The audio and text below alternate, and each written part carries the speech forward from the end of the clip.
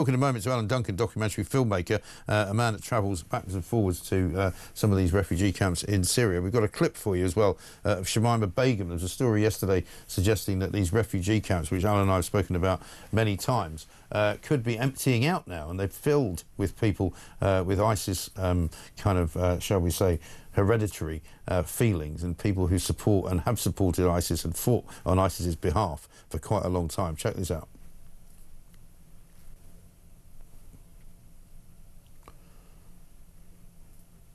Got any sound on that?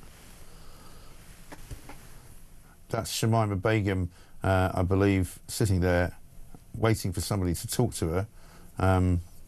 It's not exactly clear what's going on. We'll come back to that because I'm not quite sure what we're seeing here.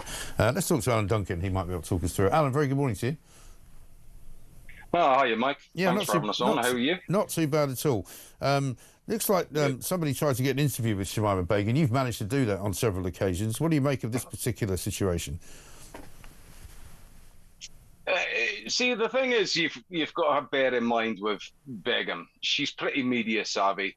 She's got lawyers. She's got, you know, all the lovies that are the backup team. She's pretty media savvy. She's not going to do an interview unless it's planned out, questions up front, and let's be honest, it's got a drip feed her, pity me, I'm a victim, I didn't know what I was doing garbage. Yeah. You know what I mean? Right. So, I mean, she's not likely to have agreed to do an interview in any event. But what do you make of this story that says, something you've been saying for a while, that these camps are likely to sort of empty out one of these days and these people are all going to go somewhere? What's been happening is the Iraqis have been taking a lot of ISIS back to Iraq. And I think there was 37 French ISIS that were put across to Iraq to stand trial there. Yeah. As well. So the camps have been emptying out. There has been countries taking ISIS back. A lot of them are doing it on the QT. And I've warned for a long time, there's a big agenda. And as far as I'm concerned, you know, Begum gets back, they all get back. But I think Starmer sooner or later, you watch, mark my words, he's going to take them back. He's going to take them back, and they won't stand a day in prison like others that they've sneaked back to Britain already. Yeah, because that is the case, that hundreds and hundreds of these people who went out to fight or be sympathetic to the Hamas, the ISIS cause, have come back and are living amongst us, right?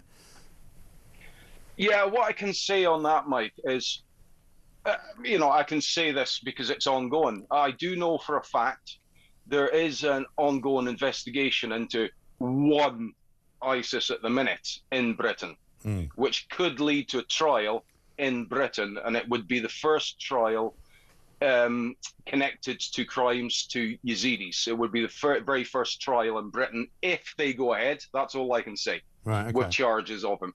Right. But also, you've got others that I've handed over evidence on, and totally admitting to joining a prescribed terrorist organisation, yet hey-ho, gets rehoused in Britain, whilst you do a tweet and you go to prison for doing a tweet, yet a few years with a prescribed terrorist organisation, hey, you're getting rewarded for it. Yeah, well, there's a strange story on the front page of The Guardian today, which I don't know whether you've seen, about how Keir Starmer is apparently lobbying for the release of a British-Egyptian human rights activist called Alaa Abdel Fattah, who's been serving jail time in Egypt. Guess for what? For sharing a Facebook post, right? It seems that Keir Starmer is very keen to get him out, but it's quite having to lock people up in his own country for doing the same thing. Yeah, this is it. I mean, he's now rewarding Hamas, for God's sake. Yeah. Whilst in our own country, he's rewarding people for raping, murdering, and kidnapping men, women, children, and babies. Yeah. Yet you do a tweet in our own bloody country, and the police are literally kicking your door in. Off to jail you go. I know. You get to make it up.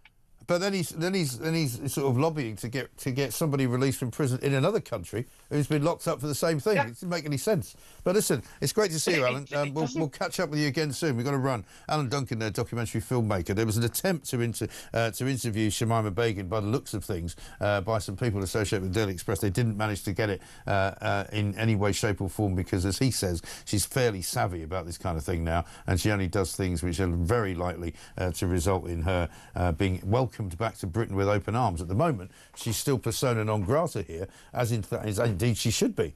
But there'll be others who are coming out of these camps in the Middle East who have been associated with ISIS or helping ISIS or in some way even murdering for ISIS, people who have left this country to go there, who will be coming back. And Keir Starmer will let them back. And we'll keep an eye on it because I think we need to.